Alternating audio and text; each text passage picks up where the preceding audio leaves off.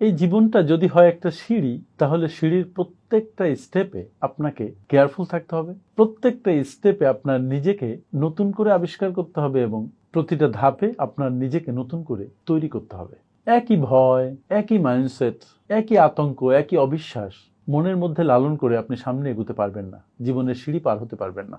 হয়তো পারবেন, কিন্তু সেই পারার মধ্যে নতুন কিছু থাকবে না, কোনো সাফল্য থাকবে না, থাকবে আগের মতো একই গ্লানি, একই অবহেলা, একই ব্যর্থতা।